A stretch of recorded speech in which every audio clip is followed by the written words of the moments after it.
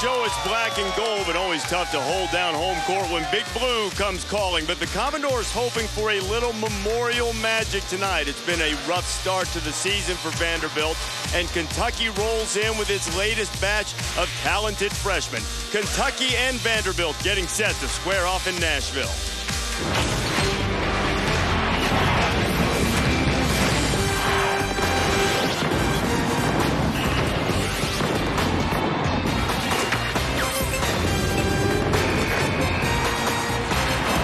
Welcome to Thursday Night Showcase, presented by T. Rowe Price. You are watching the SEC on ESPN tonight from Venerable Memorial Gym in Nashville. Home to the Commodores for more than 60 years, and tonight Vanderbilt takes on the Kentucky Wildcats. These two teams met 3 times last year, including a classic in the championship game of the SEC tournament. Darius Miller knocked down the jumper for the Cats, and Kentucky seemed poised to pull away for a 3rd straight time. But Jeffrey Taylor had a team-high 18. And then freshman Kedron Johnson, a daring drive, the 3-point play to put the Commodores up for good, 71-64. An emotional victory for Commodore head coach Kevin Stallings, who finally broke through against the Wildcats in a big spot. Our one-on-one, take a look at the starting lineups from that tournament championship game in New Orleans. A lot of names that you see playing in the NBA now. The names on the front of the jerseys will say Kentucky and Vanderbilt tonight. The names on the backs will be decidedly different. Tonight's starting lineups, a lot of new faces. Kentucky, despite all the talent that they've had in the freshman class in recent years, starting 4 freshmen for the first time ever this season. Vanderbilt does have Kedron Johnson, who played a minor role in the championship game against the Cats last year. He is back. Everybody else stepping into new roles. More than 88% of Vanderbilt's scoring from last year is gone, including their top 6 scorers. Glad to have you with us. The SEC on ESPN. Reese Davis and Bob Knight, we're going to be with you on Thursday nights all season long. These two teams look completely different from the teams that were the top of the SEC a year ago. What do you expect to see? Well, I think obviously you've commented on how they both start out with a lot of young kids playing, but as you look over the schedules thus far that both teams have played, neither has beaten a really contending team thus far. And yet, that being said, Kentucky has a very, very good statistical margin. Free throws, rebounding, everything statistical. A great margin over the opponents that they've played thus far. Far better margin than Vanderbilt has had over the teams that it has played, which leads me to believe that Kentucky basically has thus far been a little bit tougher to play against, playing better basketball than Vanderbilt has.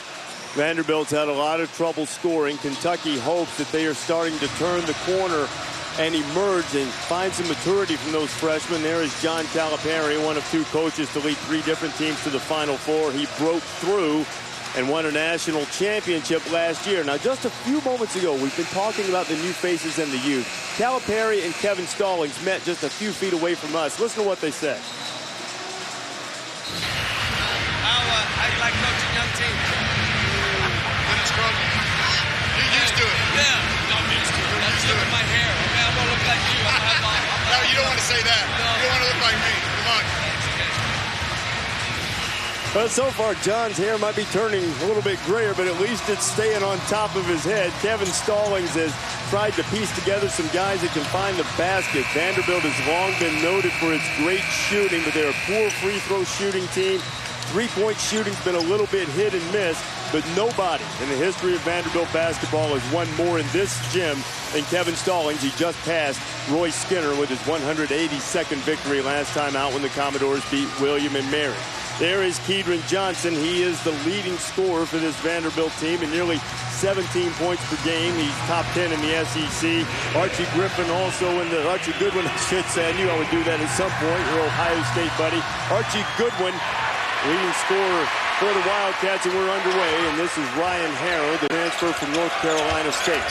Freshman Willard Cauley-Stein and Nerlens Noel. And Noel turns it over. Johnson has it. That's a good sign, though, even though they had a turnover. Kentucky got the ball inside on its first possession. He just fumbled away an opportunity to score, but thinking about going inside was good. This is Rod Odom with the ball. Stallings would like to get some more offense from him. Good long-range shooter despite his size. Kyle Fuller. Kentucky doesn't do a lot of switching, but they help well.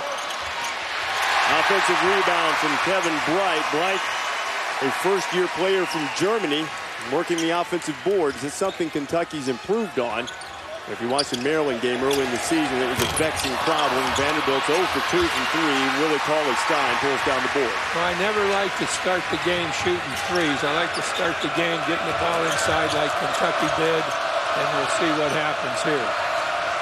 Cauley-Stein has a much smaller Kyle Fuller on him. Kyle's only given away about a foot. Getting some help from Henderson. Now Harrow's going to shoot, and Harrow's been playing much better of late, and he has the first points of the night. It's a triple for the Wildcats. Really got set up well for the shot. That kid does, I was watching him in warm-up recent. He does a really good job of every shot he takes in warm-up. He gets his feet set, his head is in front of his feet. Really got good technique in shooting. Pass from Josh Henderson to Fuller inside, and Fuller crashed into by Noel.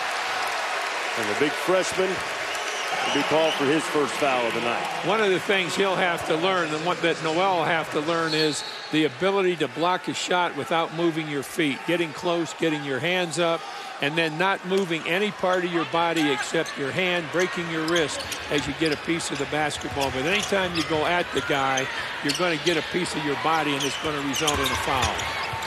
Johnson went opposite of the screen set by Josh Henderson. Now Henderson's front of the rim. Now it's Poitras, a freshman from close by to Nashville, getting the first rebound and taking his first shot. Nerlens Noel on the offensive board. Good look from Noel. Poitras couldn't handle it. Vanderbilt got a hand on it. Now Fuller's going the other way. Fuller to the basket.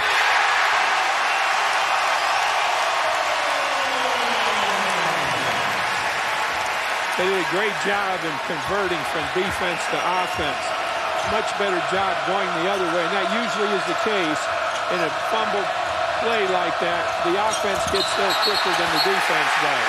Poitras trying to go to the basket, and the freshman is called for the offensive foul.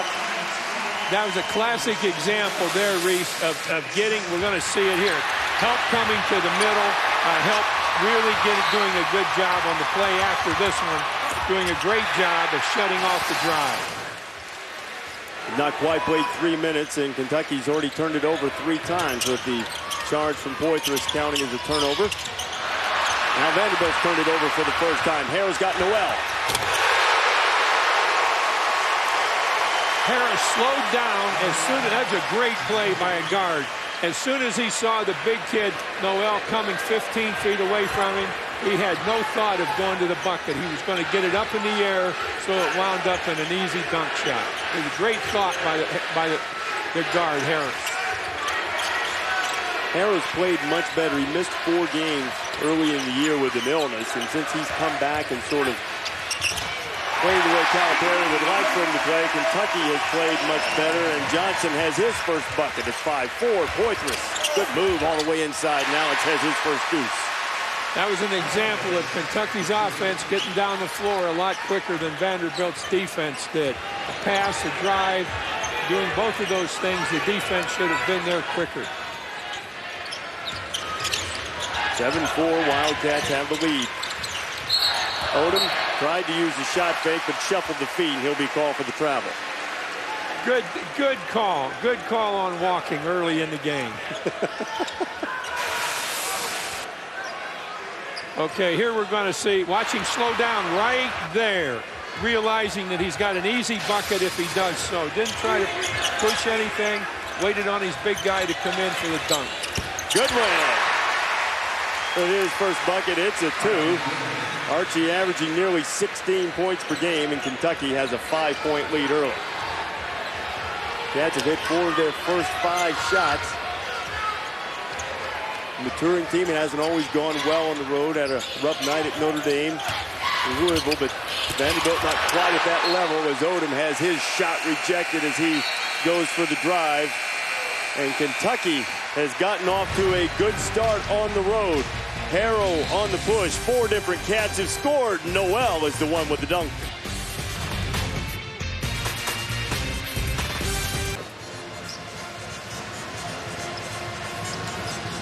All right, Carl, back here in Nashville. Kentucky's hits 4 of its first 5 shots. They have a 9-4 lead on Vanderbilt. And as you start to look at the point guard for Kentucky, how Ryan Harrow, as I mentioned, he missed 4 games because of illness, but over his last 4, playing nearly 33 minutes, averaging about 17 points per game.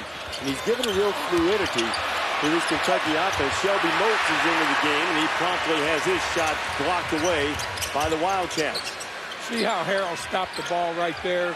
He didn't try to force a pass. He held up, and that going to get into offense. As we were talking a moment ago, Reese, Kentucky is going to be a very, very good offensive team by the end of the year because they have a lot of, they look a lot for each other. They move around a lot. You like the way they got the ball inside immediately. You see some movement, and Poitras perhaps a little bit anxious as a freshman. He's playing in front of a lot of family and friends tonight. A highly touted recruit who chose Kentucky over Vanderbilt. He's a guy who Calipari has tried to get more out of. He's trying to teach him to work harder, to push beyond his limits, because they believe that he has the talent inside him to be among those outstanding young players that Kentucky's had in recent years, but he doesn't quite have that motor yet that a Michael Kidd-Gilchrist had last year. But then again, not many people do. He was sort of an exception. Vanderbilt turns it over. One of the things he'll really have to work on is footwork. He had a good opportunity to drive there, but if we were to show it again, we'd see that without any question, he moved both feet on the drive. You've got to use a fake foot and a driving foot. Your fake foot tries to get the defense going in one direction. You use the fake foot to step again. It's not walking, and you push off the driving foot. And Alex is going to have a seat. Julius Mays, number 34, is checked in for Big Blue. He's a senior transfer from Wright State. Goodwin had his feet set again. A little bit long. Odom and Johnson were fighting for it. Goodwin took it away, and Noel flushes it. Goodwin did a great job recovering from what was basically a poor shot under pressure. And he didn't worry about missing the shot. He just went right after the ball. That's about as good a hustle play as I've seen. Johnson pulls up. He's off the back iron, and Vanderbilt was hoping to avoid scoring droughts, but the Commodores appear to be in the midst of one, down 7, and the Wildcats have the ball. Kentucky's done a really good job with those guards, looking for what's out there, taking advantage of it. If in conversion there is something, if not, they're going to work till they get something that they can score with. Mays missed the 3, and Vanderbilt hasn't scored nearly 3 minutes. They're 0 for their last 4. Sheldon Jeter's checked into the game, number 21. He had a good game against William and Mary last time out, scoring 14. Dejon Parker is into the game, number 24. Dejon's an athletic guy. He served an 8-game suspension for a violation of team rules. He's starting to work back into the rhythm in the Vanderbilt rotation. Vanderbilt's almost, and that's another good call. It's 3 good walking calls, but Vanderbilt is in a situation where they're a little bit afraid to go to the bucket with it. Here, look at that play by Archie Goodwin. Well, he knew where Noel was. You know, Kentucky's doing a really good job of knowing where each other is and what they can do with a pass. Vanderbilt has kind of relegated themselves to an outside approach to offense. Noel threw it away. He was looking for Kyle Wiltshire, who just checked into the game. Wiltshire, good inside-outside player, most noted for his three-point shooting. And you're looking at Noel. He's done a great job on the boards. Very good block shots. And in fact, the steals, top 15 in the country. And should he keep up this pace at a little over 2.5 steals per game, he would have a shot at breaking Rajon Rondo's freshman steal record at Kentucky. Nerlens would need 87 of them. They've still got a ways to go. Keegan Johnson still can't get it to go, and there's a lid on the basket for Vanderbilt. Harrow over Johnson, and he scores. What a teardrop rain bringer for Ryan Harrow, and he has 5. You know, he didn't see a pass. He was looking for a pass, which has to be first in a break, and then he came to a stop, so he had room to go over the defensive man with the shot. Now 4 minutes since the Commodores have scored. The left-hander Shelby Moats tries to change that, and he does. It's a 2, but Vanderbilt will sure take it right now. What I'd like to see now is Vanderbilt comes down with the same thing, only they get a shot faking a drive on the baseline. Harrow feeling it, maybe forced it. That's all right. Noel had the rebound. Nerlens wanted a foul. Was knocked out of bounds by the Commodores, and the Cats will retain possession underneath their own basket. Here's Ryan Harrow seeing the floor, Coach. Really good. He comes to a stop all the way down the court. Like we said before, he's looking for somebody to get open. When there wasn't anybody, he just pulled up and had a nice soft touch over the defense. Noel's going to get a break. Willie Cauley-Stein, the 7-footer's back in. He's got it under the basket, and he's got an easy one. How about the pass, Reese? How about catching it and looking and knowing where the guy was going to be open? That kid really pays attention to what's going on out there. We said that right from the beginning. Commodores down by 9. Loose on the floor. Mays fighting for it, and they're going to call a jump ball. Kentucky switched really well there. Did a really good job on the switch and got it tied up so there was no chance to score. Wildcats off to a good start. Been fairly crisp offensively. Kentucky up 15-6.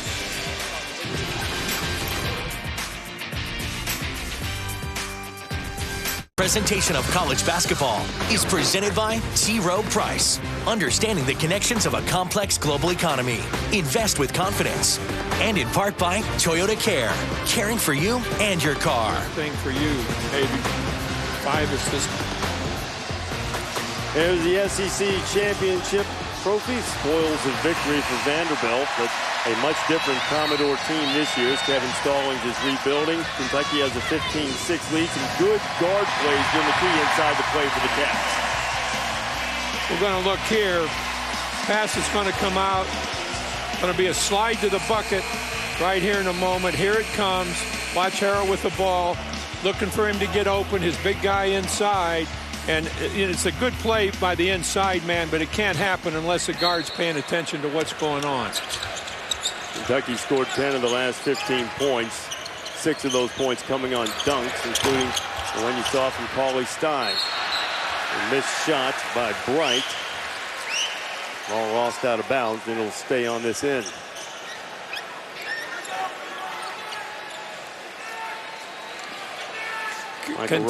Kentucky thus far, to show their ability with the ball, has 5 assists, and Vanderbilt has 1. So Kentucky is looking and getting the ball in position to score better than the Commodores. Johnson all the way to the cup.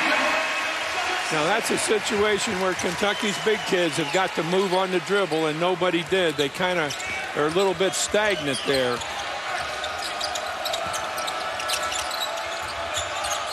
Harrow has it, and he's wide open, and he knocks it down. Ryan Harrow is playing some terrific basketball. You know what's really good in basketball? Is a guard that can shoot and pass. And I mean, he can do both. Now, Harrow is the guy who transferred from North Carolina State. And early this year, in addition to having an illness, Calipari wasn't really thrilled with the way he was playing. Another drive and a tip in from Moats.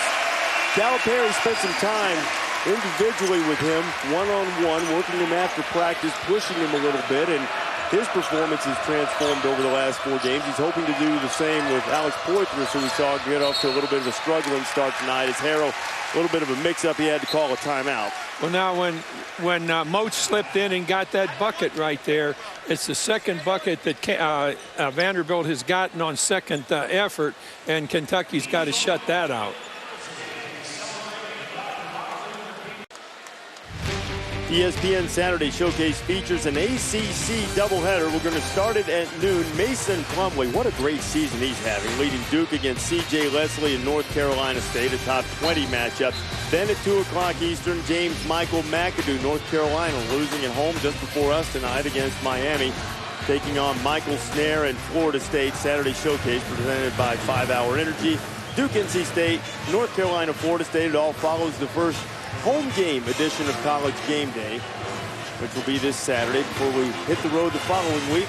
go to Butler, Hinkle Fieldhouse for Gonzaga and Butler. I've never been to Hinkle Fieldhouse before. One of the great venues in the sport. Yeah, it's been remodeled a little bit in the last couple of years. I think 2 different times they've done some things to it, but it still retains the atmosphere that was there when Tony Hinkle, one of basketball's, one of coaching's all-time great guys. He coached football, basketball, and baseball. Norm Ellenberger, who was an outstanding coach at New Mexico, played all 3 sports for Tony at Butler.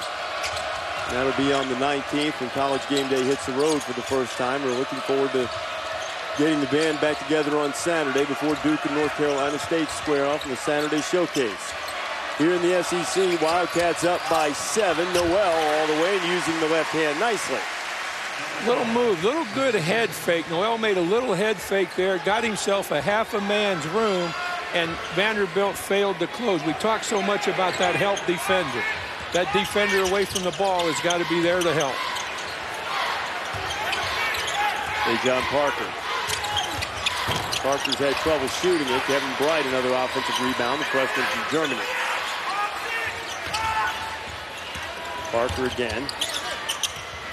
Now Keaton Johnson loses it, falling down. Goodwin's ahead of the pack. Can they stop him? He missed the layup. Goodwin takes a spill, but not enough contact to call a foul. Goodwin had to stop short. He had too much explosion going there. He couldn't hang on to it. Parker couldn't hit the 3. Shelby Moats with the rebound, and now Parker working on Julius Mays. Kentucky's doing a really good job of helping out. Moats driving and missing. Bright with the rebound out to Odom. Vanderbilt trying to swing it. Johnson going to shoot it, and it's a brick. Ball goes out of bounds. And it's a frustrating turn of events for Vanderbilt as they're 0 for 6 now from 3. And remember, since the inception of the three-point shot, look, we have plenty of time to go here. 29 minutes and 10 seconds. Three-point shot implemented in 1986. Vanderbilt has hit a 3 in every game they've played. UNLV's played more games. They too have hit them all. 844 consecutive games. Kentucky's made one in 840 straight. But Vanderbilt's never had a game in which they haven't made a three-pointer. Very early, they have missed their first 6 tonight. Oh, they had a game against Marist this year. Bob, they scored 33 points, but their first bucket of the night was a 3. So they at least got the streak out of the way early. Well, the thing that I've been most impressed about in the game thus far from either team is how Kentucky has moved to help. They've switched a little bit, and they've switched well.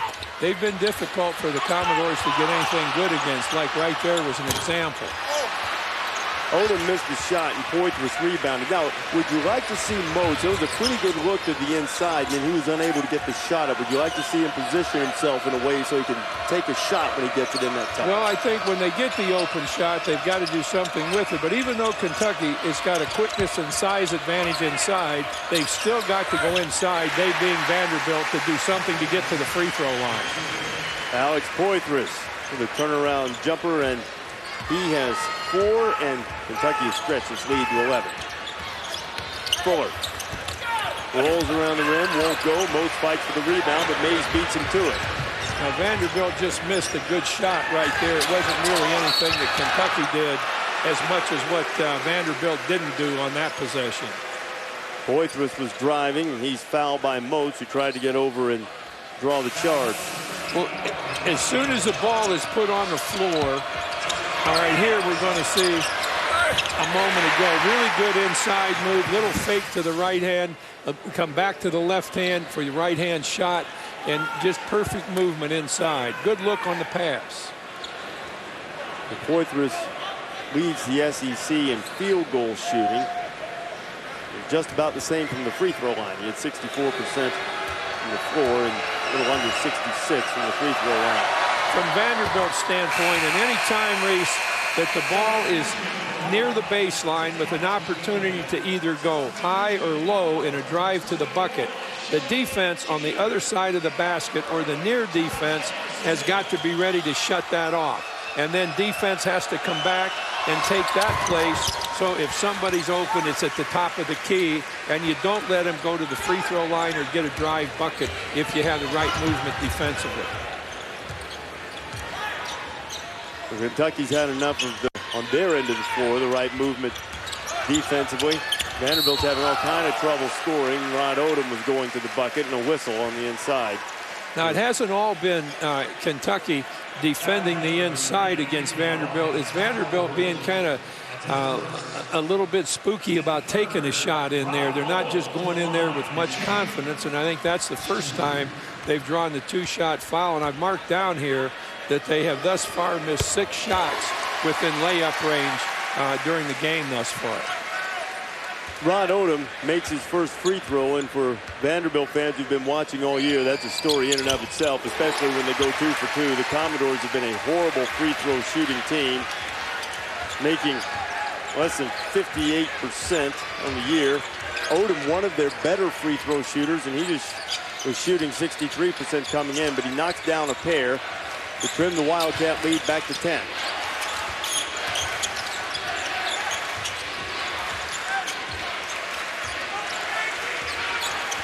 Shot clock headed to 10. Archie Goodwin guarded by Parker. Goodwin gets by him on a contact, and the freshman all the way to the bucket. It's just what we were talking about. The defensive man to his left just stayed there and watched. He might as well had a camera instead of sneakers. Somebody needs to call help. Get those puppies moving. Odom rejected by Noel, and Kentucky has a chance to run. Vanderbilt gets back to slow him down. Poitras trying to turn the corner on Odom. A little bit of a wild pass. Wilcher with a fake. He missed the layup. Tip. Wilcher has it again. He'll go up, but he stepped on the baseline. Well, he might not be Anthony Davis, but you do have to bring it to the middle with a little caution when Nerlens Noel is patrolling the middle. Odom went up, Noel rejected it, and the Kentucky defense is stifling the Commodores. Wildcats by a dozen.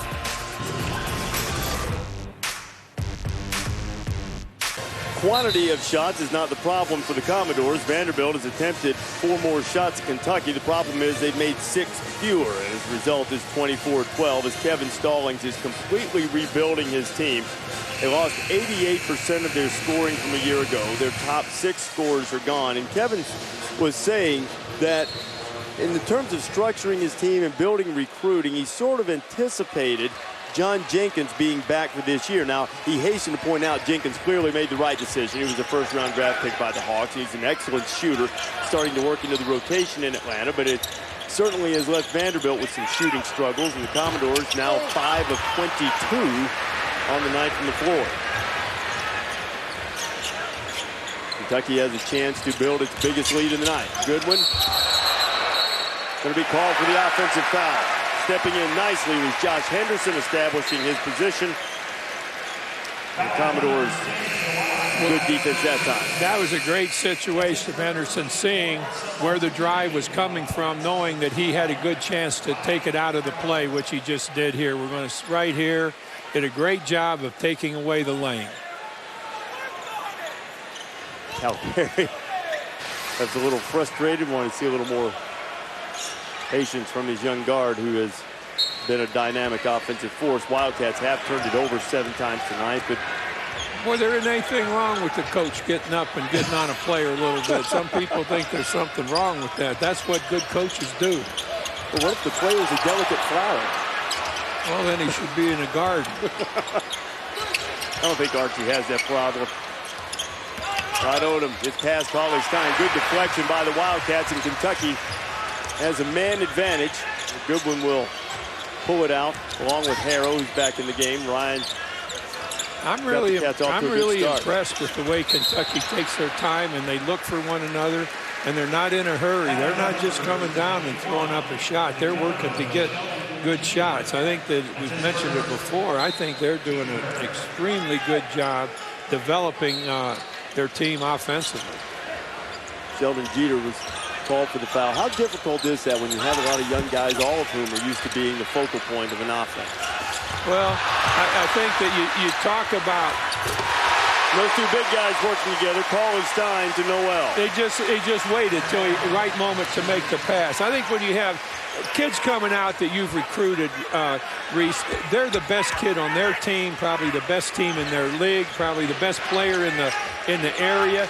And now you've just got to sit them down and let them know what they can do, what they can't do, and work on what they don't do well. You can't just accept this kid for being an all-state player and think he's going to be a great college player. There's a lot of work that comes into going from high school to college. Wildcats have their biggest lead of the night at 14 and a chance to stretch it even further. Harrow on the push. Oh, what a great offensive move that was, bringing it back out. Harrow, found airball that time. Great hustle from Cauley Stein of Vanderbilt.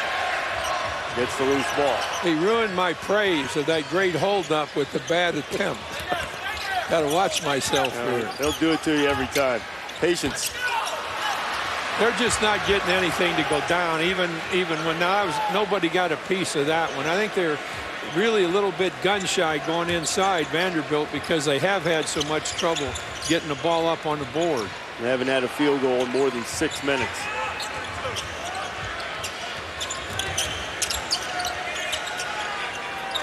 Good one. Now they're for Cauley Stein, and moving underneath him is Rod Odom. And Rod's going to be called for the push.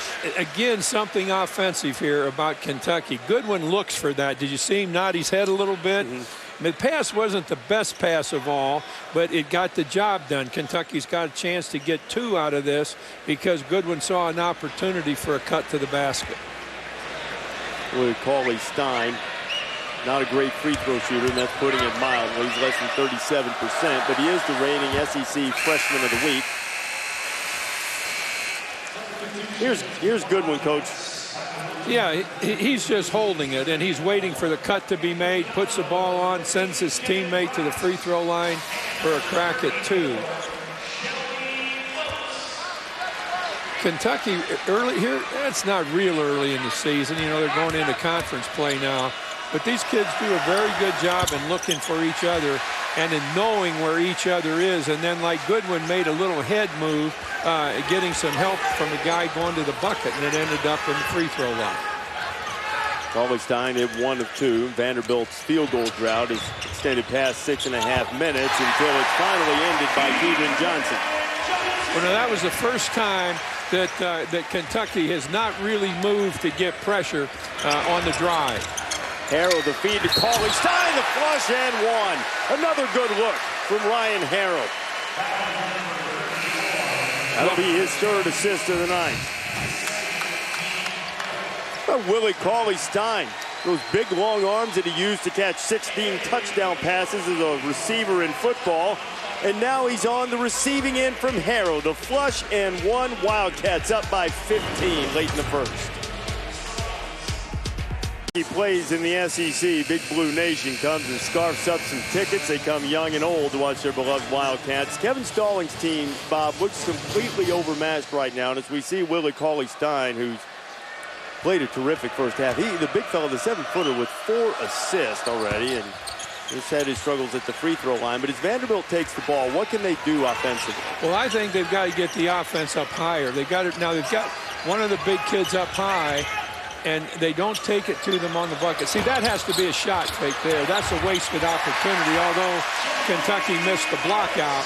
And I think it was Moats that was able to slip inside and get the bucket. But going back to your question, Vanderbilt's got to have some room to drive the ball from about 10 feet away. They've got to have some short jump shots. Taking it right in on them just hasn't gotten them anything. Get up off the baseline. Mays that missed the jumper. Rod Odom on the drive. He goes over Wiltshire and scores, and Vanderbilt is scratched back to within 11. Now, see, that the defensive man came out that time, and so that gave you a chance to get past him, which is just what happened, and that's what they've got to do. Bring those guys up a little higher so you can drive past them instead of driving into them. There's a big difference against big guys in going into them and going past them. Ryan Harrow continues to play well. He now has 9 points in the first half as he answers a couple of back-to-back Vanderbilt buckets. Odom for 3. Moats active on the glass. Odom gets it. Dejon Parker for three, and it rattles out. Odom another chance. It's blocked by Mays, out of bounds. Vanderbilt will keep the ball. On both of those threes, there was a great chance for the shot fake. See, I think that makes Vanderbilt at this point 0 for 8 or 0 for 9 shooting threes. And shot fake, go past him. You're playing 5-on-4.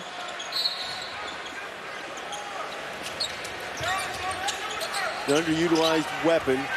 Guys get sweet around that three-point line, especially a team like Vanderbilt. Nearly 42% of their shot attempts come from behind the arc. There is a shot fake. Moats tried to go over the top, and that is not going to work. 6th block. Cauley-Stein and Noel, maybe even Poitras got it. Poitras just put his shoulder down and ran right over Parker, and he'll be called for the offensive foul. Good call. That's a couple on Poitras.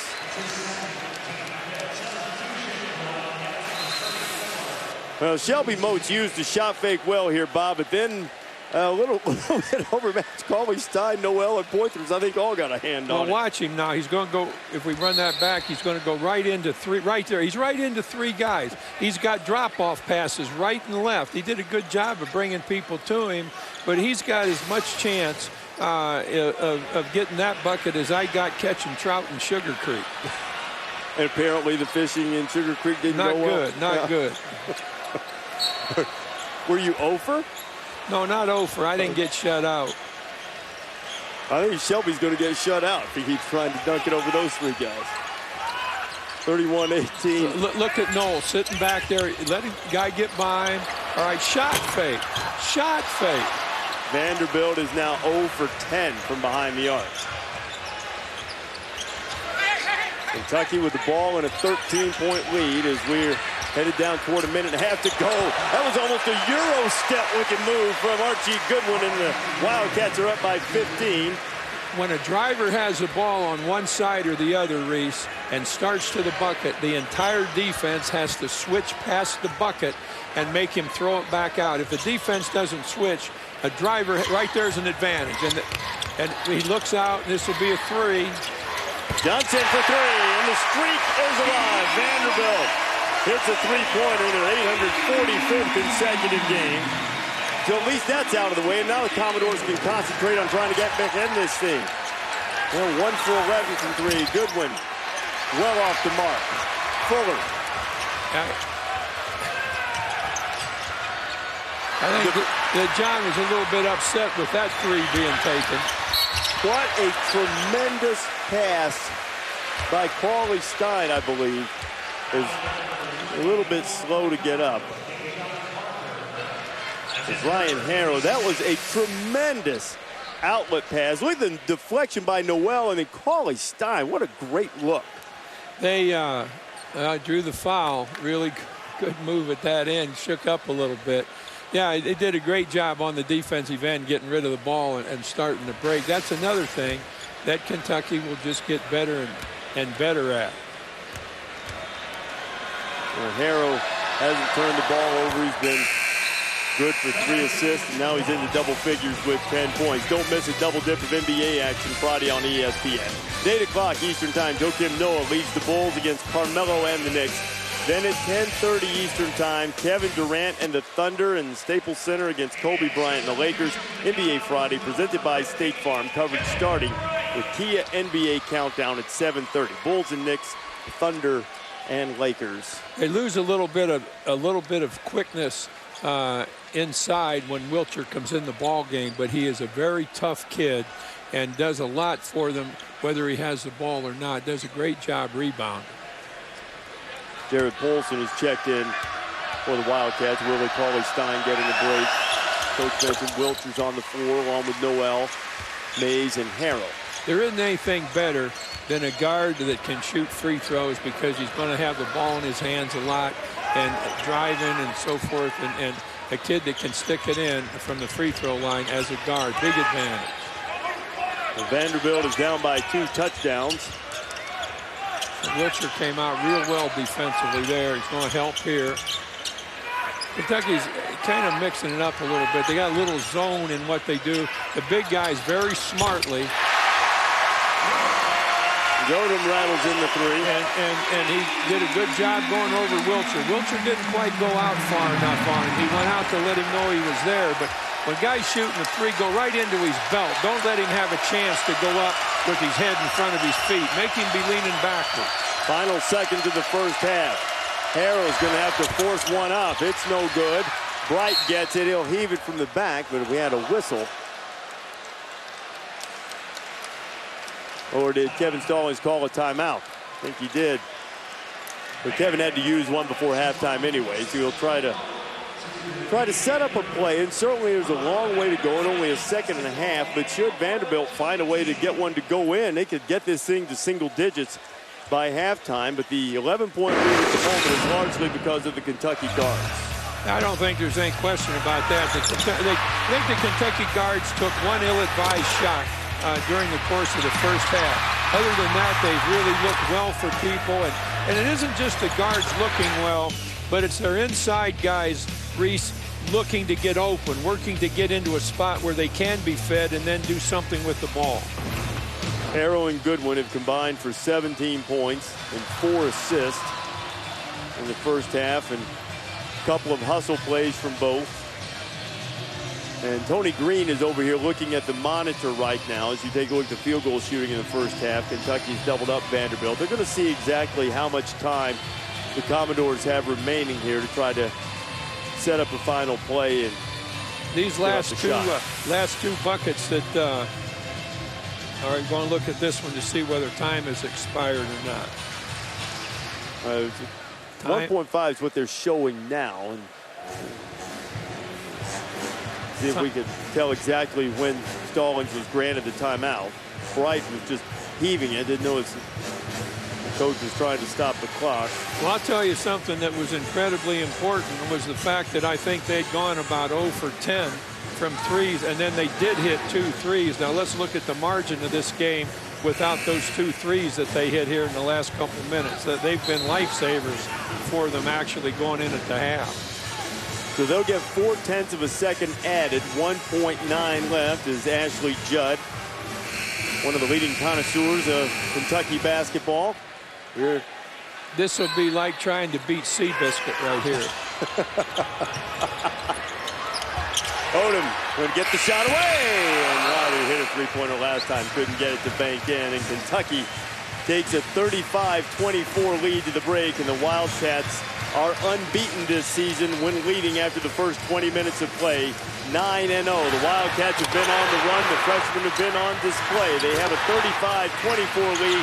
Time to send you the Carl Ravitch and Bruce Pearl in the studio for the UPS halftime report. Watching the SEC on ESPN. The reigning SEC regular season champions, the reigning SEC tournament champions squaring off, though the faces are much different. Kentucky with a 35-24 lead at the half, just about set to start the second half. Cats have shot it very well. Vanderbilt has been challenged offensively, to put it mildly. Reese Davis, Bob Knight with you as the Commodores hit a couple of threes late in the first half, trying to cut the margin closer and trying to stay in the game. So as we look ahead to the second half against this young, athletic Kentucky team defensively, what can Vanderbilt do better? Kentucky set up well defensively. It's almost like a 2-3 zone here in the last. They've dropped off the 2 guards on top. But the one thing that Vanderbilt's going to get nowhere with is trying to drive in on the bucket against those big guys. What they've got to do, pull up for a short jump shot. Like here would be an example. Now that was an open shot there, but he can get better of it by taking one dribble and in. Now here, that's got to be a shot fake there. And when they make that drive, they've got to look to the side or they've got to stop, because going right now, right there's an open shot. Good shot fake. Now he's got to be looking for somebody, because there are going to be all kinds of guys over it, and he's got to see that. That was Shelby Moats. Had a shot blocked by 3 guys. Kentucky's season high for blocked shots is 12. They blocked 6 in the first half here against Vanderbilt. Those 12 blocked shots coming earlier against Portland as we were underway in the second half. The Wildcats with the ball and the 11-point lead. Ryan Harrow, who had an excellent first half, turns it over on the first possession of the second half, trying to feed it inside to Willie Cauley-Stein. 9th turnover of the night for the Wildcats. And Kentucky is starting as is their custom of late. Archie Goodwin, Ryan Harrow in the backcourt. Willard Cauley-Stein, Alex Poitras. A little bit of an up and down first half, and Nerlens Noel on the inside. Fuller and Johnson along with Bright, Odom, and Henderson on the floor for Vanderbilt. Adrian Johnson, their leading scorer, misses. Odom comes up with the offensive rebound. Here's Kyle Fuller, who's been pretty quiet, and it's a 7th block shot of the night for the Cats. Noel getting another one. See, Vanderbilt does a really good job defensively and comes down, and with 10 seconds gone on the shot clock, throws up a 3. That's going from good to bad in my thought. Make Kentucky play defense a little bit. Ryan Harrow now with 13 points. His patience has been exemplary, I think, in this game so far. His patience and his vision. He stops, he pulls up, he sees what's going on, he looks and he sees. There's a big difference between looking and seeing, and he's a kid that looks and then he sees. I watch him guard play here. Bright shooting on the front of the rim. Goodwin with the rebound. That's still not a good shot. You know, that's a shot on the move. Going right-handed shooter going left. He's really got to take time to get squared up. Harrow shooting from the corner. Cauley-Stein, offensive rebound, and the stick back.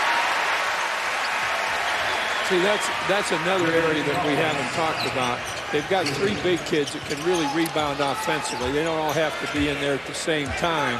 But a missed shot coming off the glass is an offensive opportunity for Kentucky, much more than it is for Vanderbilt. Kyle Fuller is a rim out. Bright has been active tonight. He had it for a moment and had it knocked free. Then we had a whistle as Cauley-Stein hits the deck. They got the 3 going with 2 huge baskets, as you noted, Reese, at the end of the first half. Now I think they've missed either 3 or 4 in a row to start the second half here at Vanderbilt. Where Calipari is on. Alex Poitras is about giving up a couple of rebounds, so the youngster from not far away in Clarksville is going to have a quick seat as Julius Mays returns. That foul, by the way, was called on Noel. It's his 2nd. See, that's the thing that Calipari does as well as anybody in coaching. He makes these kids listen, and when a kid makes a mistake, he says something to the kid. I mean, it's really important that you let kids know when they've made a mistake. And he does a really, really good job of that, I think. And that's why he's got kids that are hustling and really working hard. Fuller knocked down the 3 to make it 12. Now, here's what you're talking about, Bob. Calipari looking to Alex Poitras as he comes to the bench. Yeah, like what are you doing down there? But no, as you watch him over the game, kids make a bad mistake or lack of judgment. Well, he lets them know it's not okay. That's okay. It's, hey, what are you doing out there? That's not what we want. And to me, that's what coaching is. A big part of coaching is making sure that kids know when they've made mistakes and don't be hesitant in letting them know they've made mistakes, because Johnny, that's okay. It isn't okay. Johnny, that's a bad move. And it was a bad move, so don't say it's okay. Well, he was still giving it to Alex on the side, and Poitras has become an individual project for Calipari. I mean, as all the players are in basketball for sure, but this is a high potential, high ceiling guy. Calipari's been working with him individually, and depending on how hard Alex works, depends on how long the session goes, particularly during the time when there were no classes for Kentucky over the last few weeks. One of the interesting things that Kentucky does is they put this belt on their players. Some of them actually wear it in the games, and they can monitor their exertion rate and sort of show them in a digital way as Noel's working inside and has it blocked away by Henderson. Adrian Johnson on the move. Vanderbilt thinking about the fast break. Odom, a great shot fake, gets rid of Cauley-Stein, but can't hit the shot. And Noel gives it to Harrow, and Kentucky has it back. Mays firing for 3, and he's got it. See, that's what Kentucky can do. They've got 3 kids that can hit the 3-point shot from outside. And if they've got an opening, now there was no defensive contesting of that shot whatsoever, just an open shot that was hit. That bucket by Mays, the first points off the bench that Kentucky's had tonight. And Noel is called for the foul, reaching on Henderson. I was talking about the device that many of the Kentucky players wear. It's hooked into a computer, and they can go back and show the players, and I guess as sort of the new wave, new age of players, they can see digitally where their exertion rate is in terms of their heart rate, calories expended, all of that kind of thing, and show them in many cases, in times when they think they're tired and they think they don't have any more to give, that actually there is some more effort to be given. I used to think that I could tell them what their exertion rate was without all that electricity involved. Well, you're in touch with saving the earth and the green and so forth. You just did it by your eyesight, right? Strong move to the basket, and the foul is called as Archie Goodwin is knocked to the deck. I mentioned it in the first half, but I'm really impressed with what Kentucky sees and then what it does. Not just a particular individual like Harrow, but all of them. They had a good opportunity for a drive there, and they get to the free throw line, and they just, this team is going to be good. Goodwin hits the first. Here's something else that I think Calipari does a good job of with young players. We saw him do it over the last few years with Terrence Jones, who at times was, early in his career particularly, was frustrating. He put Poitras right back in the game, and now it's Nerlens Noel's turn to incur the wrath. 43-27, biggest lead of the night, and Noel picked up his third foul, so he's going to go sit over with the Kentucky staff for a spell. Ethan Johnson off the window, won't go down. Poitras. Mays wants it in the corner, but Alex now gives it to him. Mays for three, no good. Cauley Stein gets a hand on it. Now Fuller's on the run. Fuller against Harrow. Mays chasing Fuller to the basket, and he lays it in. That was by far the best athletic play for Vanderbilt tonight. Fuller on that drive. Fuller now with 7. Vanderbilt fighting to stay in the game, down by 14. Goodwin driving, spinning, using his muscle, and the Commodores have it. Here comes Fuller again. And the ball gets kicked away. Let's see who hit it last. It's off Kentucky. Vanderbilt to keep it. That was a very poor offensive possession for Kentucky there. Too hurried, didn't work anything, just threw up the shot and almost gave up a bucket at the other end because of it. That's their worst offensive possession tonight. Well, Poitras got out of the penalty box and made room for Nerlens Noel. Calipari demonstrating what the youngster did wrong.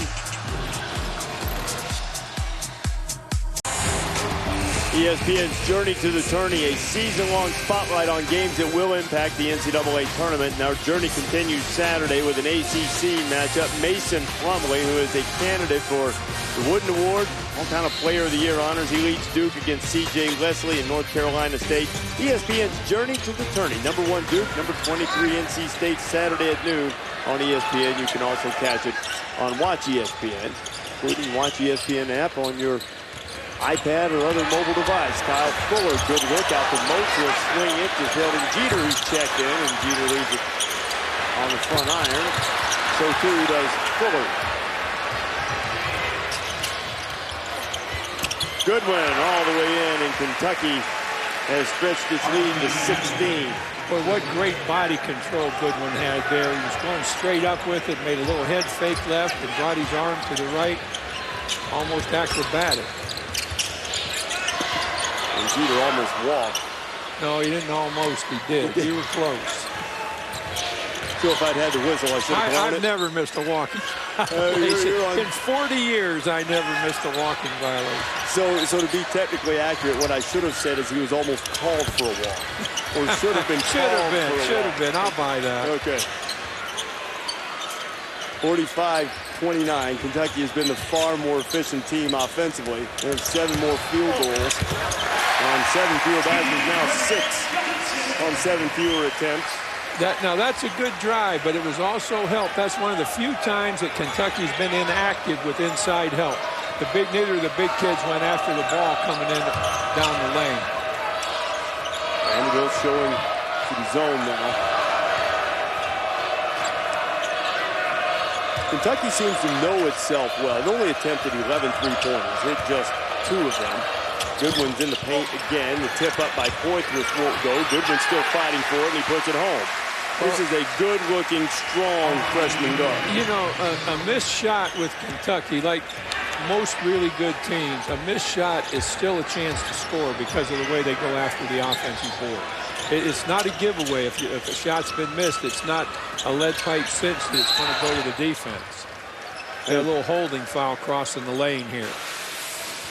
Poitras grabbed Jeter as he was cutting baseline. That's his third foul. There's a scrap inside, just like we were talking about. Missed shot. Kentucky goes to the board hard and comes up with a bucket on a missed shot.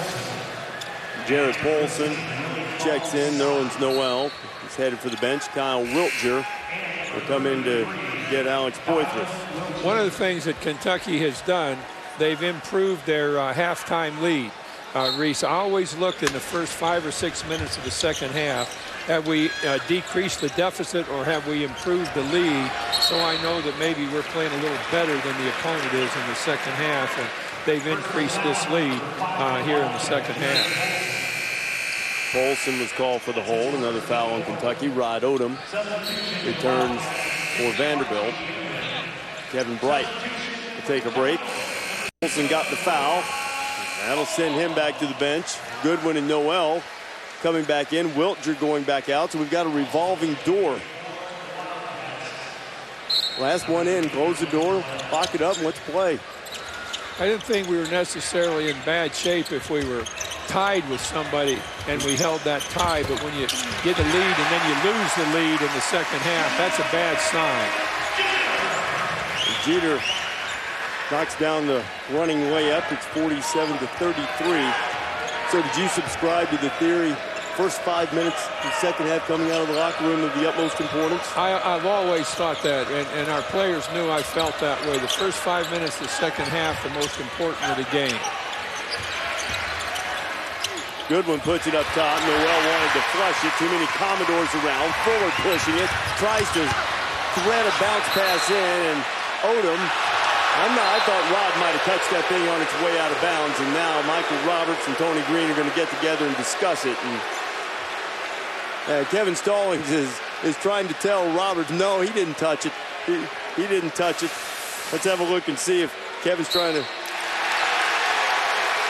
Yeah, I believe that went off Odom, and it did. The officials talked it over, and they got the call right. It's Kentucky's basketball.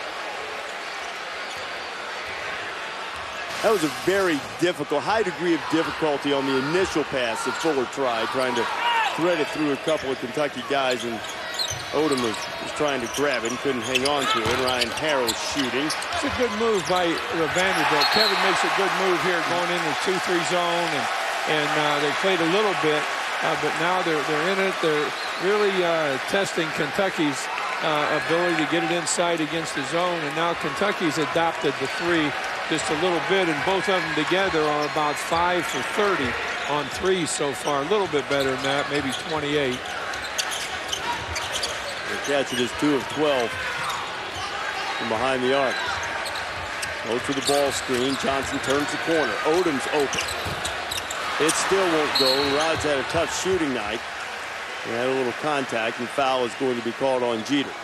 Well, that was a great defensive possession by Goodwin, how he played the setup for the drive here and got over the screen.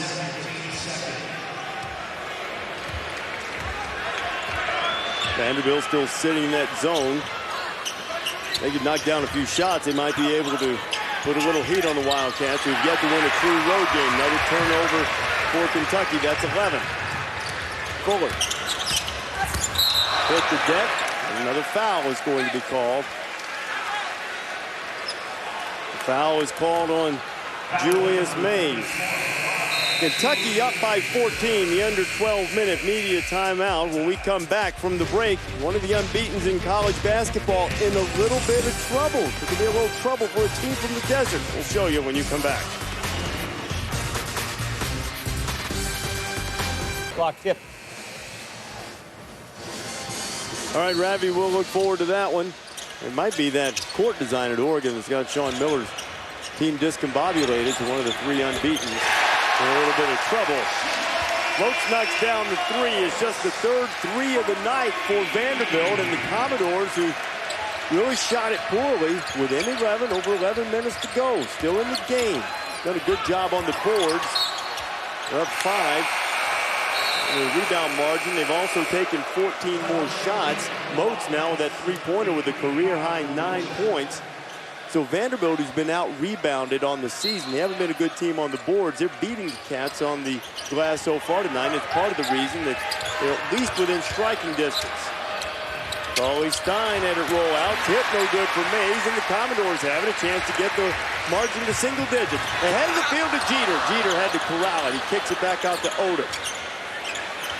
Here's Moats again. Dejon Parker rolls it in for three. It's an 8-point game. Getting interesting now. The big kid at Kentucky has got to learn to go both ways. Catch it. A big kid with how many touchdowns did he score in high school? He had 16 touchdown catches, did Willie Cauley Stein. Well, you know, you could have used him to block field goals, too. I mean, at the goalpost. But maybe he could have blocked a three-pointer, but not this one from Shelby Moats. Vanderbilt is on an 8-0 run. Dejon Parker, who's had trouble shooting since returning from suspension, gets a friendly Memorial Magic roll. We got a game.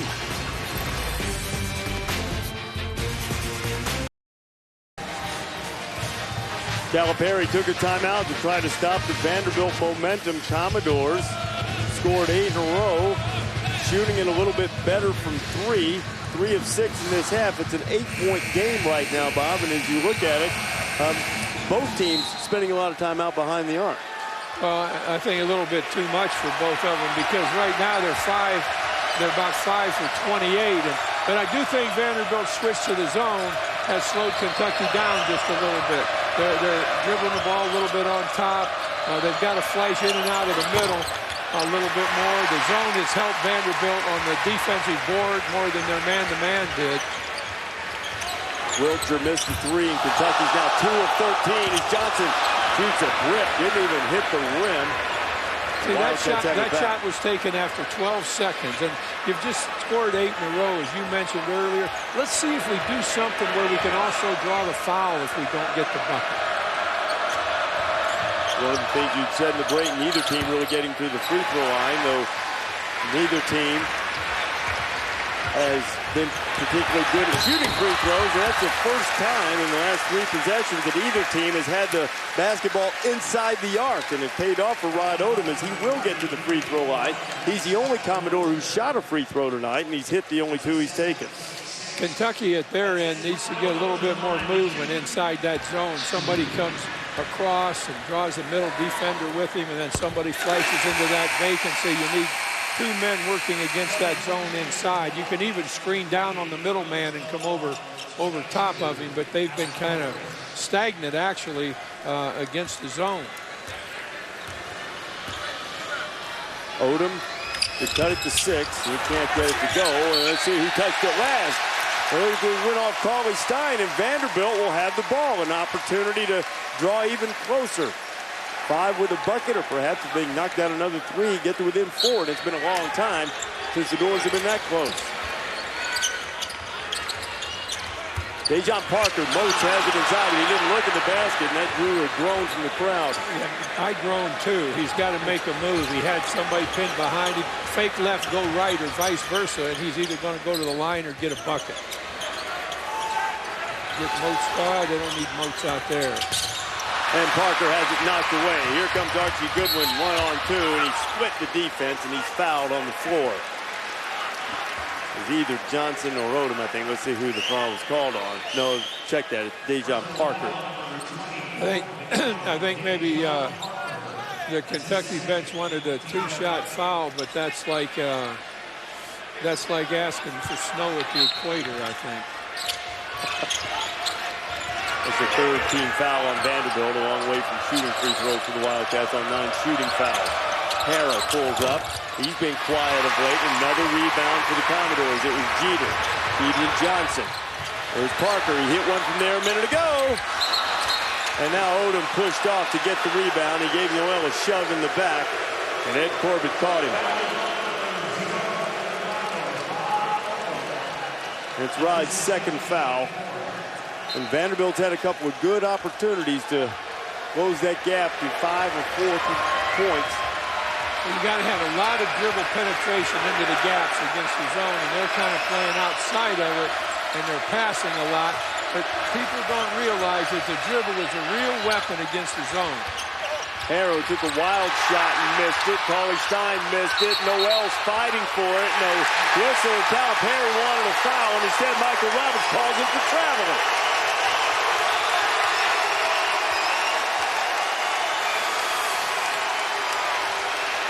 Harrow got a little cute with that shot. Couldn't get the tip. Stein couldn't get it. That's where they've got to pull up for that 8-foot shot when they get in there like that.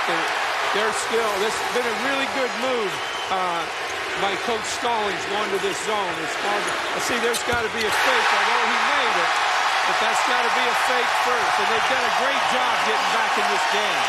Rod Odom with 3, and Vanderbilt within 4. A 12-0 run for the Commodores, and Memorial is alive.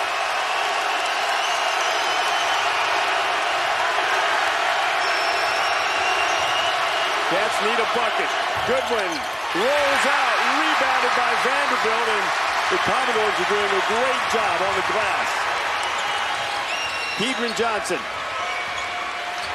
guarded by Poitras. Here's Moats. Driving again. This time he does kick to the open man. Odom again, and he's on the front rim. Jeter fighting for it. He's on the deck with Harrow. Did he get the timeout call? He did.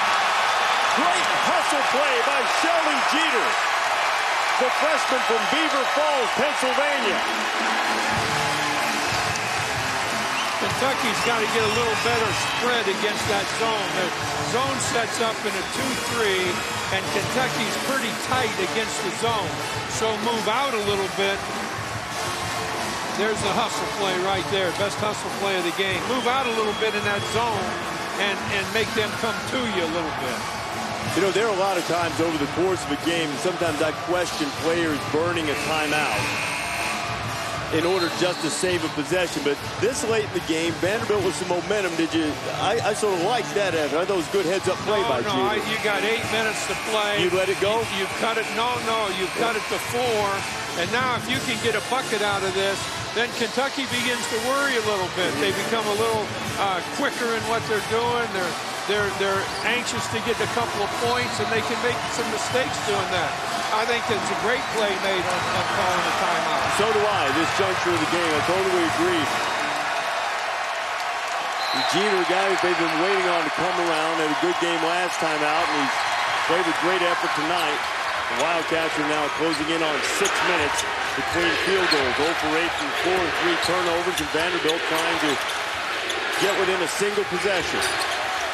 Parker, pull up. Yes!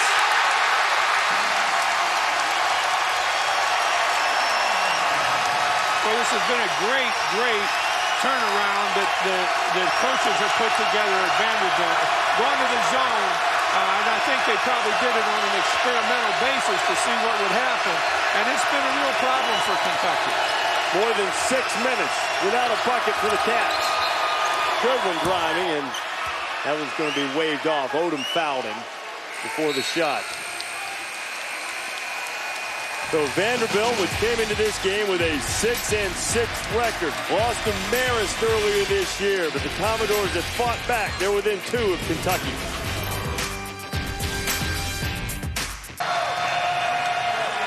Vanderbilt is the closest they've been since the 16:40 mark of the first half. 47-45, and the zone has worked very well for Kevin Stallings as we go inside the play.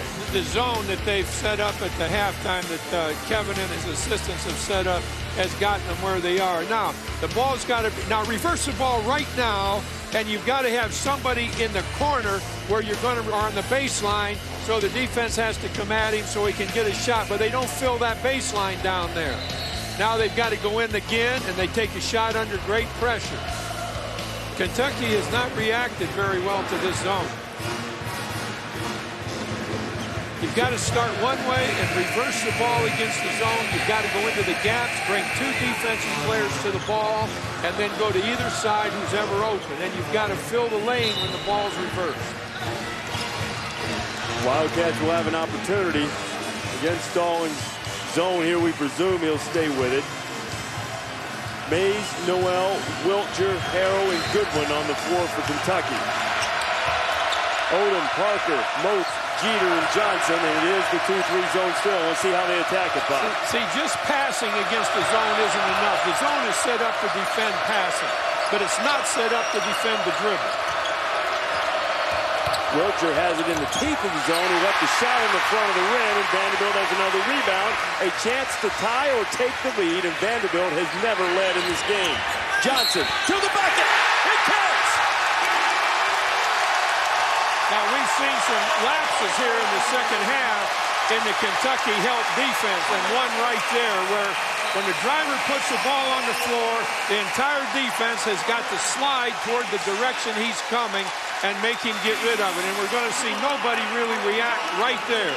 He gets past everybody, does a really good job going to the bucket. That might look familiar to both Kentucky and Vanderbilt fans. It was Johnson's drive and three-point play, though he doesn't finish it here in the SEC Tournament Championship game to put the Commodores ahead to stay. But here it draws the doors even with inside 7 minutes to go. Kentucky still flummoxed by this Vanderbilt zone.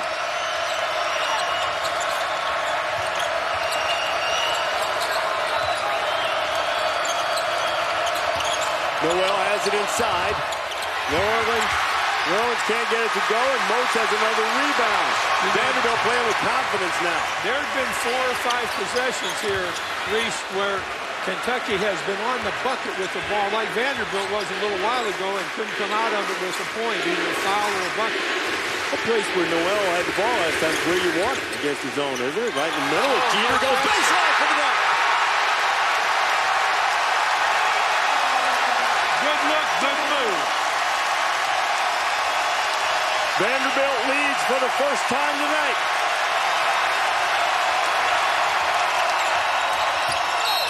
Noel has it knocked away, and there's a whistle.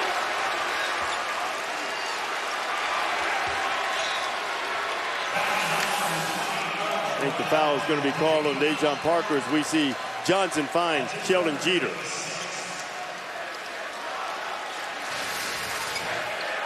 Jeter coming off a 14-point game against William and Mary. He only has 4 tonight, but a couple of important ones as Nerlens Noel goes to the free throw line, just a 54% shooter on the year. Well, the only way, and I'm sure that Kentucky just works awfully hard at it, the only way to take a kid who's not a good free throw shooter is try to give him a way to use his hands, to get his head in front of his feet and just shoot free throws and shoot free throws. Noel is 1 out of 2. You just saw the free throw percentages for both teams. Vanderbilt is positively dreadful at less than 58%. They've only shot 5 tonight, but they've hit 3 of them. Kentucky is 6 out of 11. 1-point game. Johnson again on the drive. Noel with a block. Great timing by Noel on that block.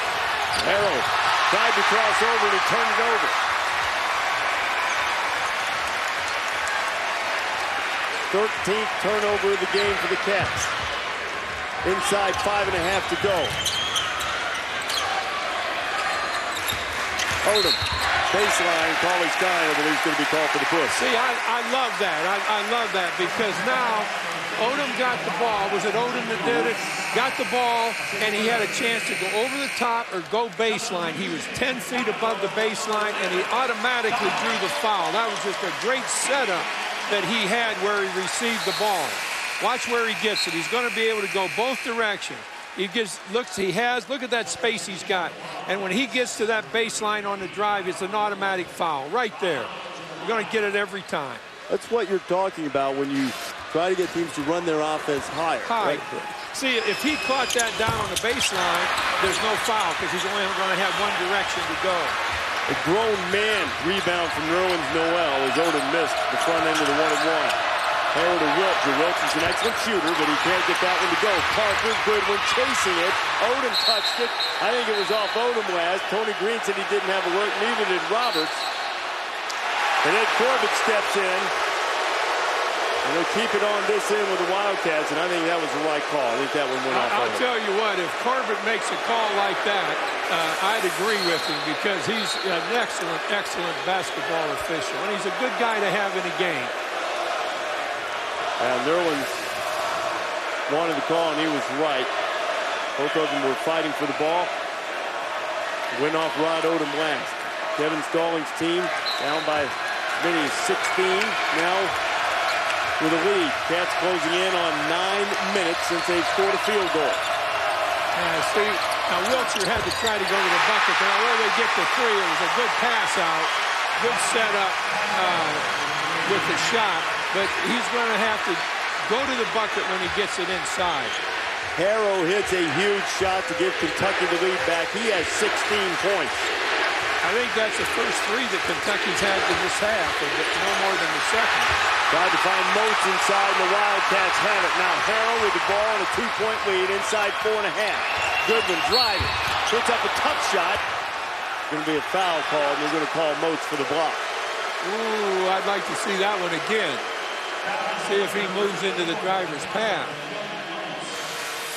We'll get a look at it here. Was received. I think that he had plenty of time. He was in good position. I don't think that was a particularly good call right there. It went Goodwin's way. That being said, this game has been well officiated with a lot of athletes playing. Goodwin missed the first one. ESPN College Basketball available live anytime, anywhere on your computer, your tablet, your smartphone.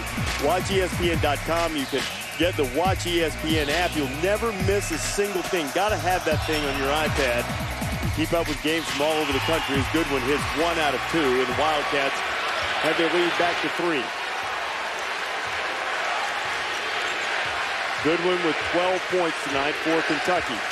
See, the move that they used a little while ago to drive on the baseline is something they ought to just be coming right back to. Get that offense up, come up higher, get off that corner. Parker for 3. Tie game again.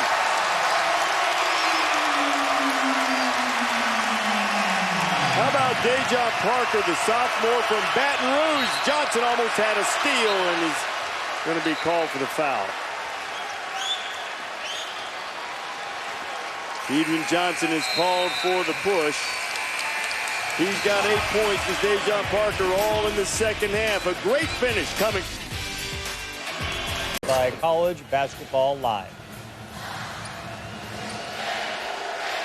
All right, guys, so Arizona in trouble, and Alex Poitras shooting the 1-and-1, trying to put Kentucky back on top. The Wildcats at 1 point in the second half with a 16-point lead on Vanderbilt. The Commodores have erased that, primarily thanks to terrific zone defense, but they've also knocked down a few threes.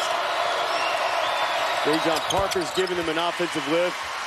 And Alex Poitras, Kentucky freshman from nearby Clarksville, Tennessee. It's both free throws. Late in the recruiting process for him. Chose Kentucky over Vanderbilt. He's had a little bit of an up and down night tonight, but his 2 free throws give the Cats a 2-point lead. Johnson all the way to the bucket. He ties it. Well, Johnson really challenged Witcher there, and Witcher just wasn't quick enough. He's going to be taken out of the game here. He wasn't quick enough to slide over and take the path away. Wiltshire now has it. Kentucky probing that zone. Goodwin gets in the middle of it. Active hands from the Commodores. Scramble for the loose ball on the floor. It's going to be a tie-up. And it's going to go this way with Vanderbilt.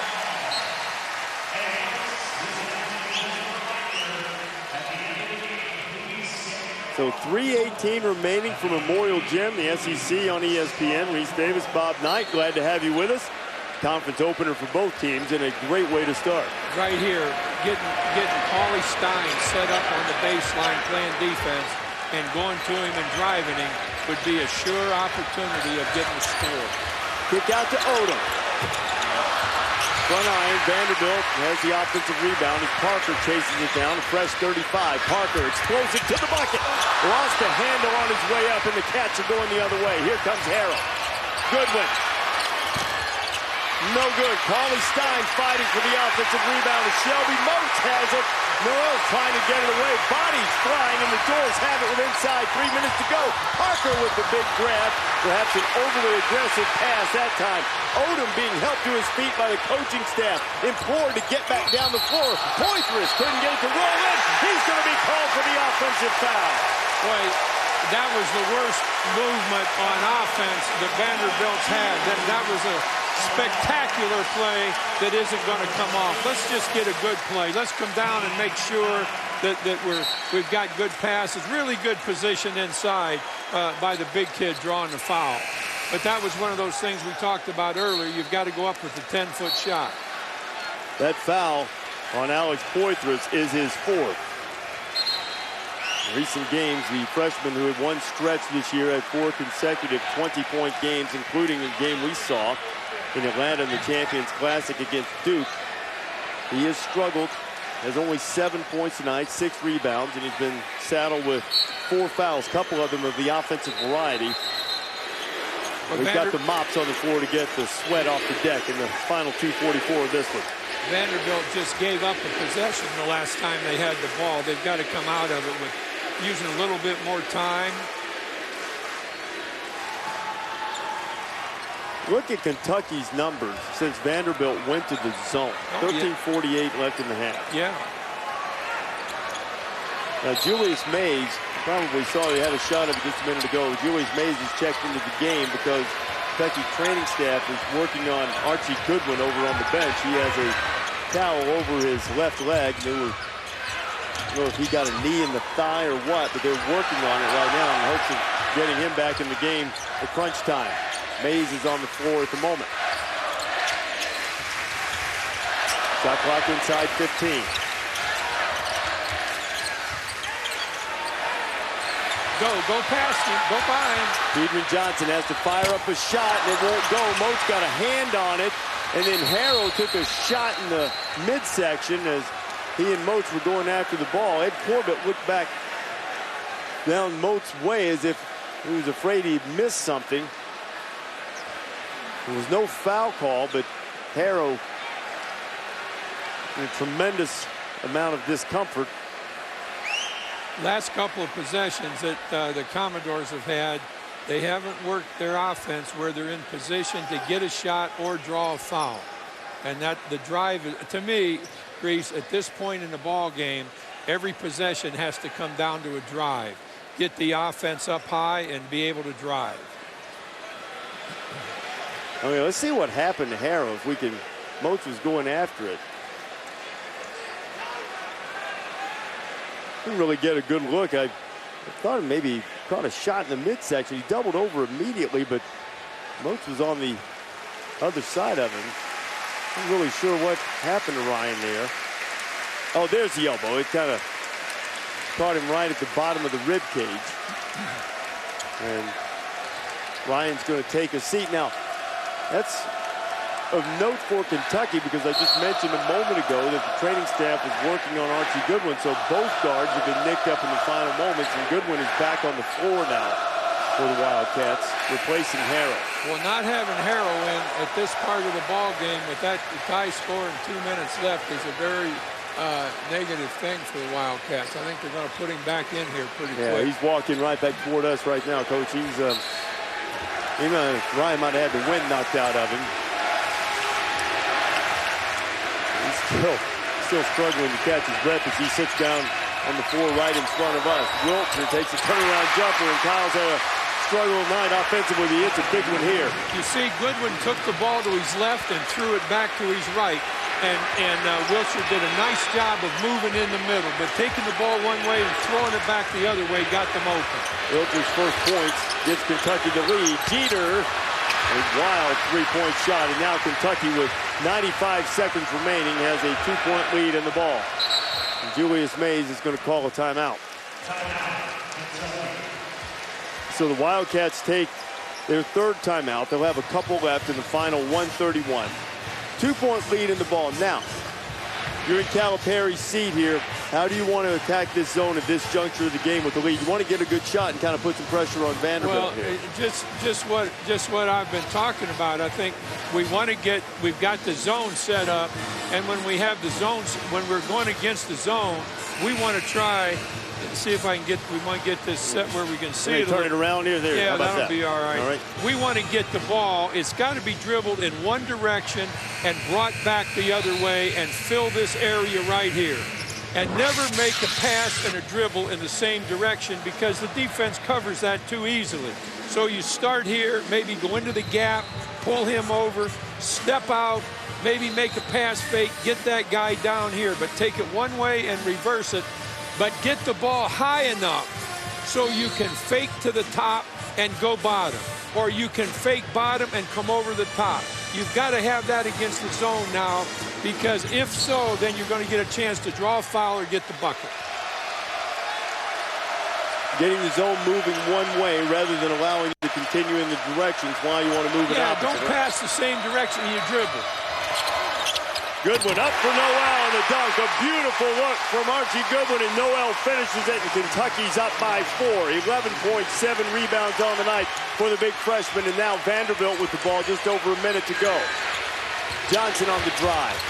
You saw where Goodwin drove from. He was 10 feet above the baseline, and he had a great shot at the middle. Johnson's got an open look from the corner, and he can't get it to fall. Odom with an offensive rebound and a whistle. And he's fouled on the inside, and if it's Poitras, he'll be done. I believe it is. Well, they're going to get to the free throw line here, but that was a great opportunity for shot fake and play 5-on-4. So many times that opportunity is there, and the player doesn't take advantage of it. Right here, that's the situation down at the other end where the big kid steps in, really good pass, but they reverse the ball. I was talking about the other end of the floor with Vanderbilt where they had a great shot fake opportunity. Poitras has fouled out of the game, and I don't think he's aware of it, or he wants to argue the point. He's saying it's 4. We've got him with 5, and Alex with 7 points and 6 rebounds is going to be finished. Calipari thinks it's 4 as well. We'll check with our stats here. We got him at 5. I never argue with our statistician, J.D. Rutledge. He always has the correct number on the foul. He says it's 5 on the freshman. The official scorer agrees. And now Vanderbilt, as I've mentioned several times tonight, struggling from the free throw line all year. And they need to make these, and Odom misses again. They're now 3 of 7 on the night from the free throw line. Odom himself is 3 of 6. Johnson's the only other guy to shoot a free throw. They had such a great comeback in here, and then their offensive possessions have not gotten them a lot here, Reese, in the last 4 or 5 minutes. Odom makes the second one. It's a one-possession game. Still plenty of time to go. Kentucky with the ball and the lead. Vanderbilt out of that zone now. Now Kentucky should come up high and drive. Get Wiltshire a little bit higher than he is. Shot clock headed to 10. About an 18-second differential in the game clock, and now Kentucky's going to call a timeout. 25 seconds left in the game. 8 seconds remaining on the shot clock. Don't forget, ESPN Saturday Showcase features an ACC doubleheader. Mason Plumlee and Duke taking on C.J. Leslie and North Carolina State. That will be followed by North Carolina and Florida State. James Michael McAdoo leading the Tar Heels. Tar Heels lost one at home against Miami tonight. Now they go on the road to take on the Seminoles. Saturday Showcase presented by 5 Hour Energy. Duke, NC State, North Carolina, Florida State. It's on ESPN and also live on Watch ESPN. All right, 8 seconds remaining on the shot clock. If you're Vanderbilt, do you stay the man-to-man for the final 8 seconds here, or do you go back and show them the zone? Well, if they stay in man-to-man or zone, either one, you've got to set your offense up high if you're Kentucky. What you want to do here is take it one way, get the man to slide or get the zone to slide. Either way, get it back quickly and drive the ball. Now, on the drive, you got to be looking. If in this case, one of the big kids from Vanderbilt slides over, somebody fills the lane. So you've got an attack from the opposite side, and they've got time to do that in 8 seconds. Goodwin will take it out of bounds. Harrow, Wiltshire, Noel, and Mays on the floor with him. Cauley Stein is waiting at the scorer's table to check in. Should there be a stoppage, he would come in for defensive purposes. Harrow has it. Harrow running out of time. Goodwin. They're not going to beat the clock, I don't think. Did he get it off? Vanderbilt wants a shot clock violation. They gave it to him, and Kentucky has the 5-point lead. Stallings is calling a timeout. He is adamant and livid that the shot clock expired before Noel put the ball in the bucket. We'll have another look at it. Stallings incredulous. Very patient possession by the Wildcats. They took it out of bounds with 8 seconds left on the clock and with 15.7, assuming this all stands. And no reason to think that it won't right now, though the 3 officials are huddling. Kentucky would have a 5-point lead, trying to hang on and get out of Nashville with a victory. Let's take another look at this to see if Noel got the shot off.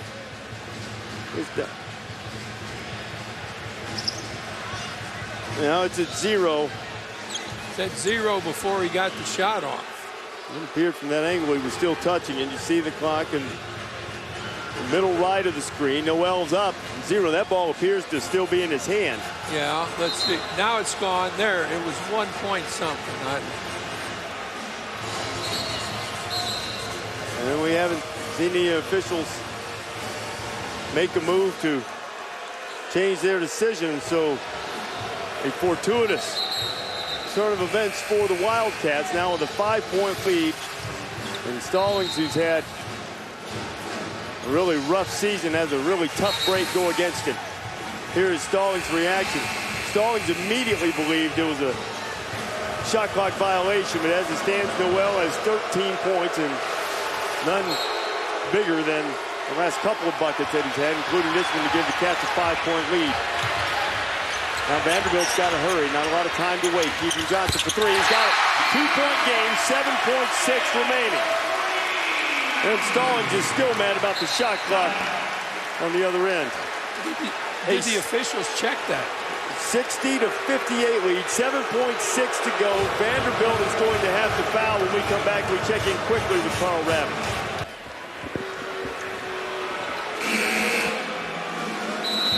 60-58, Kentucky up by 2, and the difference right now is the last basket by Nerlens Noel. Wildcats are going to have the ball. Vanderbilt will have to foul immediately. This is the shot in question. Kevin Stallings believing there's a shot clock violation. It appears so.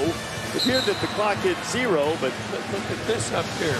It just moved, and there was a time. I think that was a different 0 they had out there. See, this said 17-3, and now it's 7-6.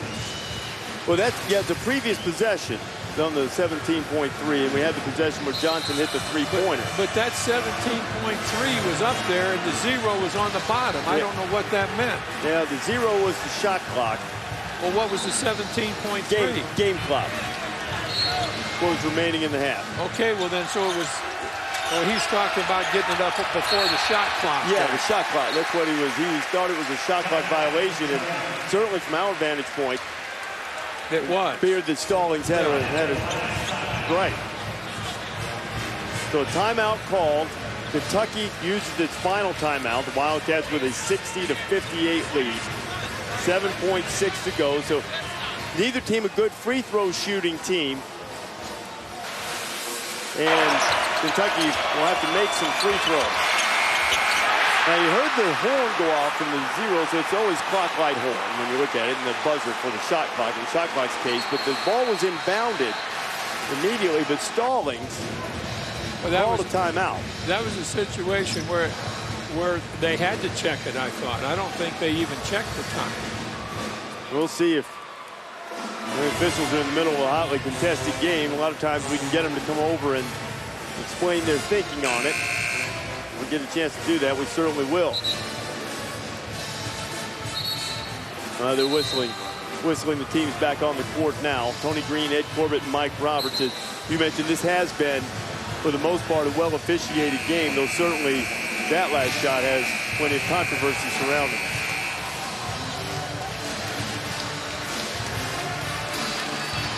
And Stallings talking to Mike Roberts. I wonder if they confused the shot clock with the game clock a little bit, the officials. Because as we looked at that, I thought that 0 was there when the ball was still in the hands of the Kentucky shooter. And maybe they got confused as well. It's tough to get it in bounds. Let's see him touch the glass. It goes off of Mays. Vanderbilt has the ball back.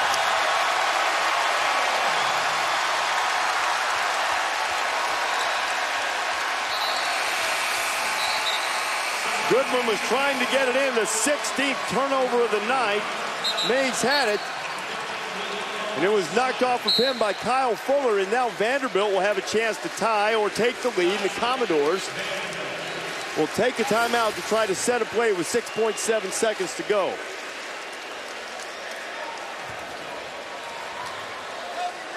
A 6.7 left. Shelby Moats coming over to the scorers table to check in for the final 6.7.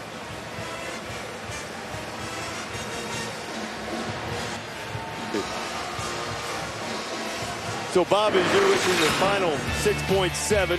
Been a long comeback. The Commodores were down 16 in this half. Knocked down a few threes, did a great job on the boards, and used their zone defense very well. Get one of them to come over, and he didn't. So he's going to come over now. We'll get it. Good guy. As you see the drives there. I'm going to take off my headset briefly and ask Ed Corbett. Hey, you guys have looked at the shot clock. Can't look at it. Okay. All right, Ed Corbett reminding us you can't look at it. He said he can't look at it for the shot clock violation. I'm going to get clarity. I know they can't look at it now. And if it was a violation, it was a shot clock violation because Right. it clearly was not a time violation. Right. At any rate, Vanderbilt will still have a last chance to tie it, put it in overtime. 6.7 to go. So what are you looking for from the Doors here in the final 6.7? Well, I think they're going to break somebody into this corner. Right here he comes. And he's going to take a three, I think, to win it. Somebody will. Roden, Moat, Kedron Johnson for the lead. Rims out. Harrow has the rebound, and Kentucky is going to escape. 60 to 58. Johnson had a look at it. A valiant comeback by the Commodores will fall short, and Kentucky gets its first SEC win and its conference opener on the road, 60 to 58. What turned out to be a great finish here in Memorial Gym. Vanderbilt looking for some Memorial magic late, and Kentucky with some really good defense to make it difficult for the Doors. Well, they got about as good a shot as they could get. Now here again, though, might have had a chance for the shot fake over here. Watch on the reverse. Now he gets it away. Shot fake and one dribble, but he may not have had time. It was real close to the buzzer going off on the shot. The tremendous effort by Archie Goodwin to get a hand on the ball and sort of disrupt that particular play. And Kentucky wins it 60 to